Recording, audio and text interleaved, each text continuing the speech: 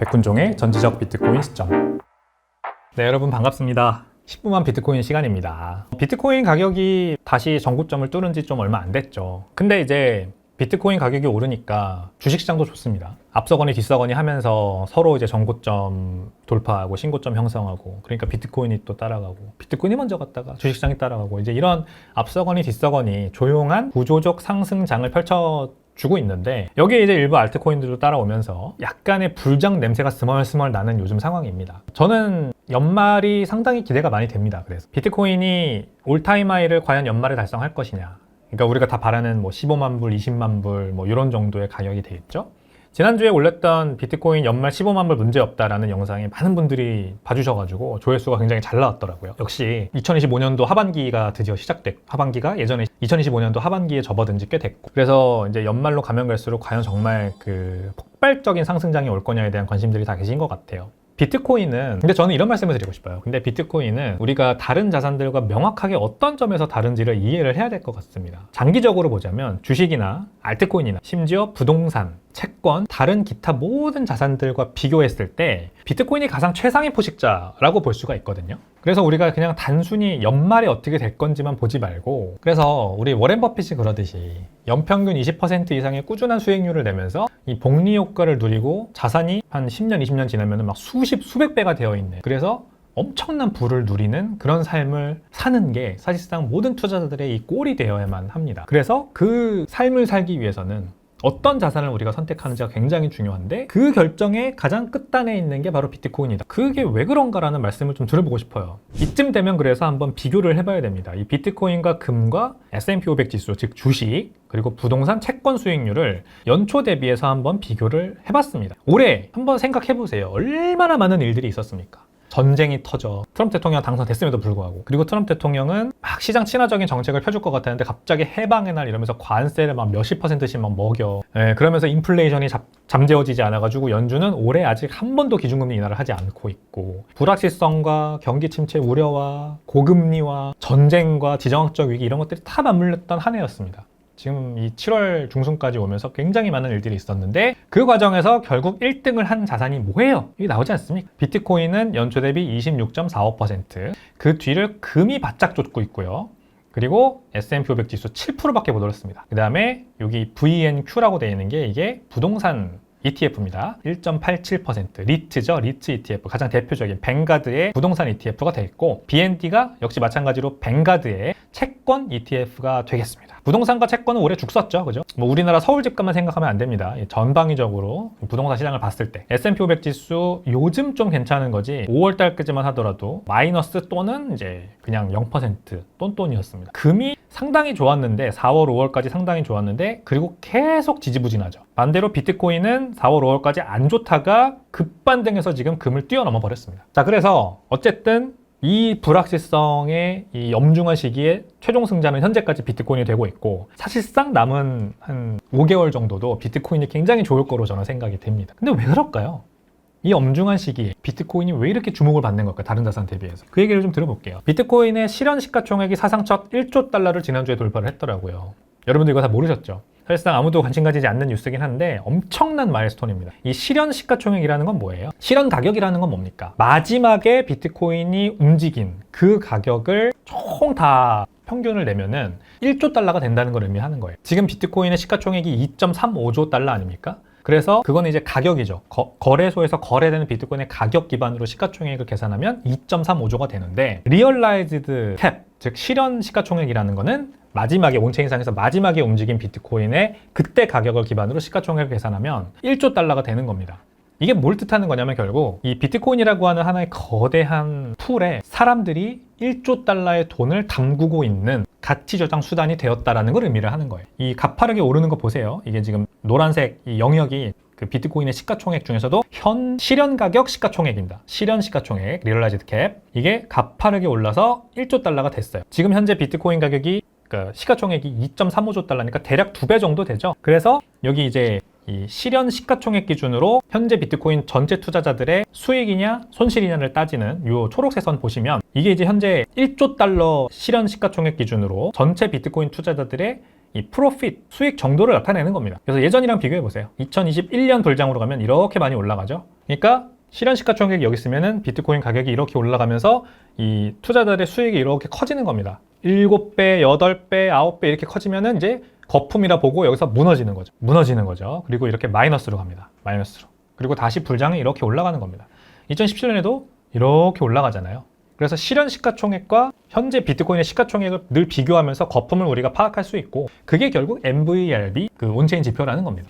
근데 지금 아직 뭐 예년 수준으로 많이 올라오진 않았어요. 시가총액이 근데 실현 시가총액이 근데 1조 달러 마일스톤을 돌파를 한 겁니다. 그만큼 전 세계 1조 달러의 부가 지금 비트코인이라는 곳에 가득가득 모여 있다라는 게 처음으로 달성이 된 거죠. 굉장히 마일스톤이 크고, 자, 그러면서 온체인 거래량이 사상 최고치를 경신을 했습니다. 하루에 280억 달러가 비트코인 네트워크를 통해서 이동을 하고 있어요. 여기 보시죠? 분홍색 선이 가파르게 올라가는 거. 이것도 지금 사상 최고치입니다. 그만큼 비트코인이라고 하는 네트워크가 뭐 말하자면 스위프트망이라고 할 수도 있겠고, 아니면은 뭐 우리나라로 치면 한흥 금융망 같은 곳이죠. 큰 단위의 돈들이 뭉태기로 움직이는 그런 금융 네트워크가 됐다는 거예요. 하루에 280억 달러의 자본이 이 비트코인을 통해서 움직이고 있습니다. 280억 달러면은 뭐 1달러가 1,000원이라고 치면은 한 28조 원이 되겠죠. 엄청난 자본입니다. 엄청난 자산이 비트코인으로 지금 움직이는 거대한 네트워크가 되었고, 여기에서 이제 뭐 그 스팟 현물 비트코인 ETF 거래량까지 치면은 하루에 60에서 80억 달러가 더 움직입니다. 약 6조 원에서 8조 원 정도가 더 움직입니다. 그러니까 비트코인이 한번 온체인에서 움직이면은 ETF로 흘러간 거는 ETF 시장에서만 움직이잖아요. 그러니까 이것도 더 하는 거죠, 사실상.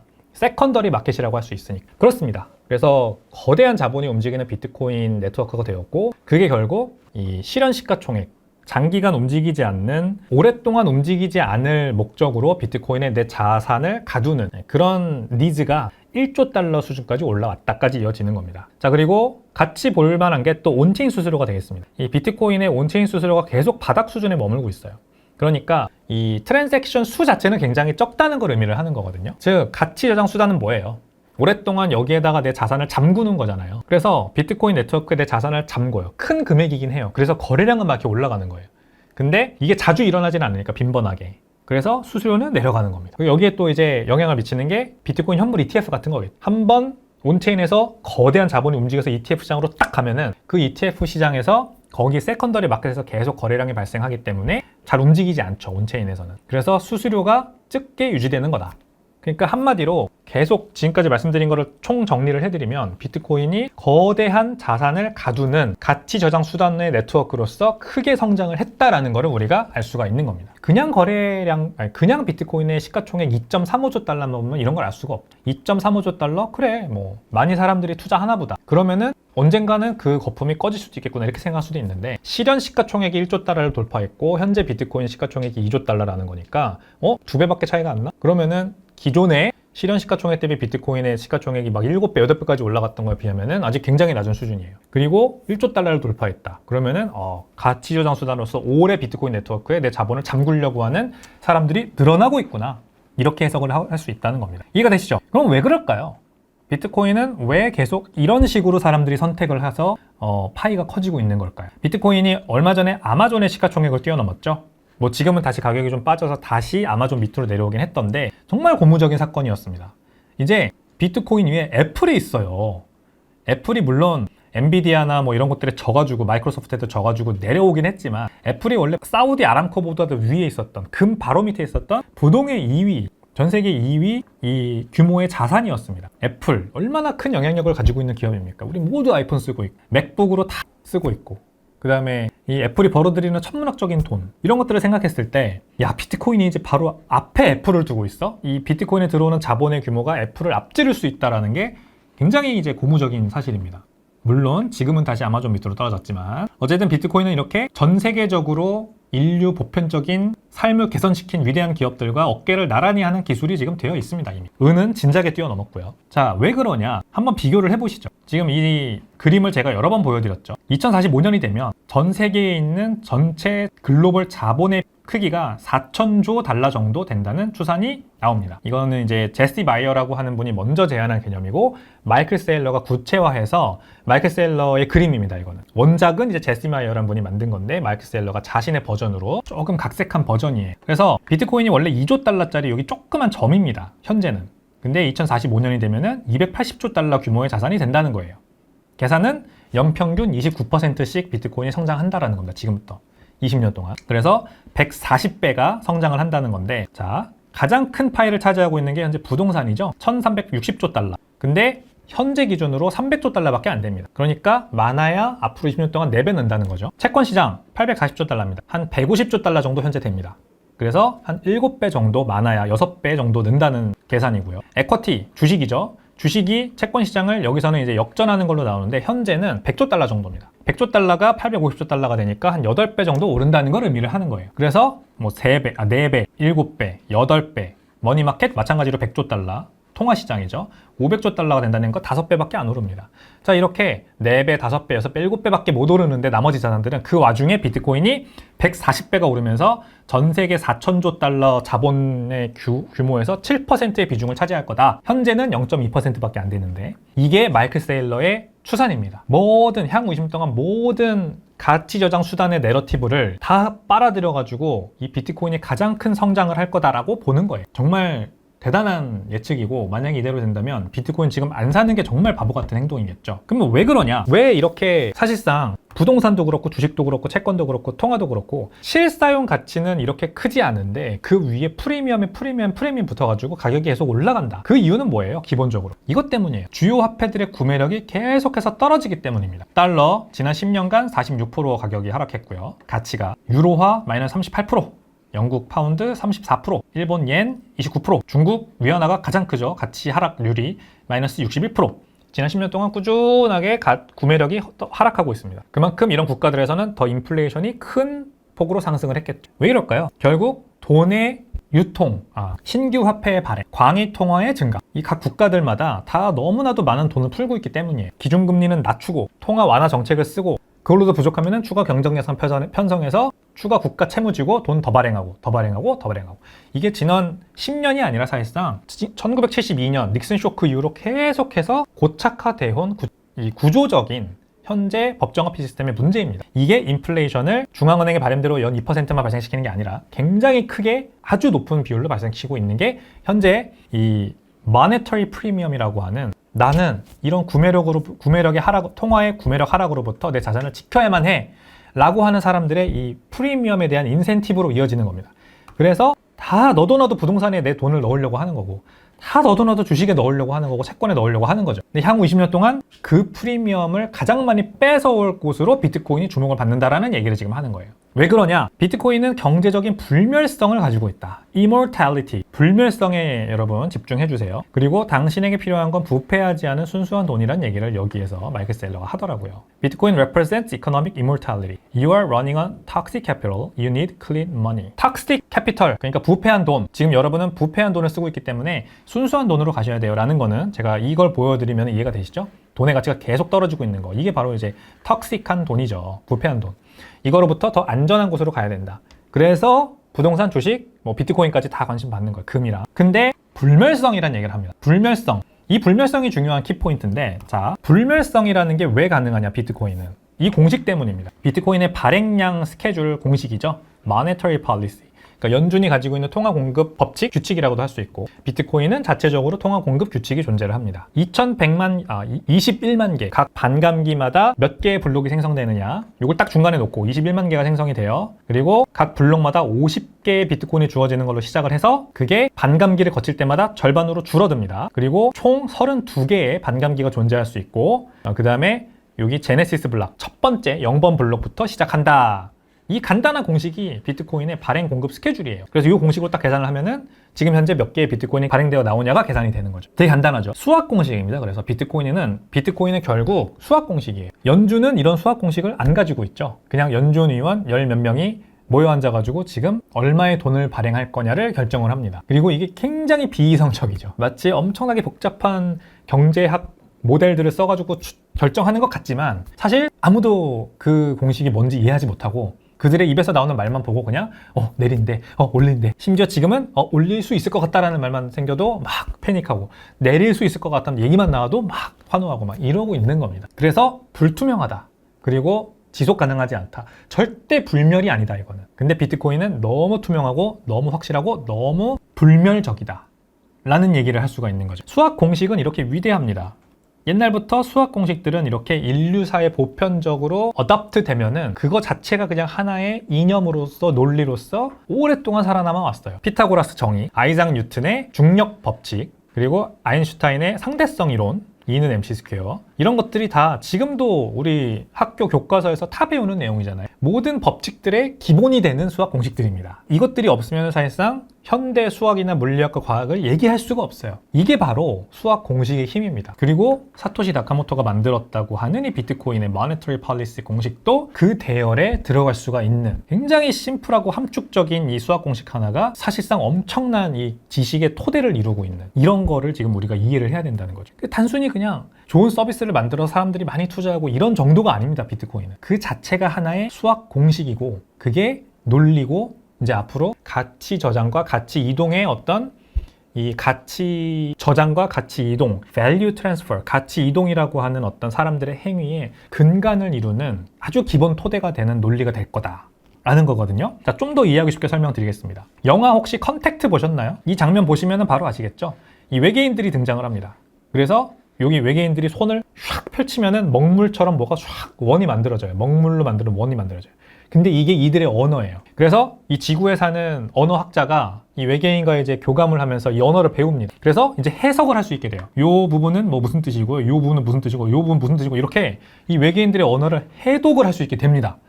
그러자 어떻게 돼요? 이 언어학자가 갑자기 미래를 예측할 수 있게 됩니다. 어떤 제2의 언어를 배우자 이 사고가 이 외계인이 사고하는 방식으로 사고를 하게 되면서 이 외계인들이 할 수 있는 것처럼 이 언어학자가 미래를 볼 수 있게 됩니다. 그래서 이 외계인들이 하고 싶었던 말이 뭐예요?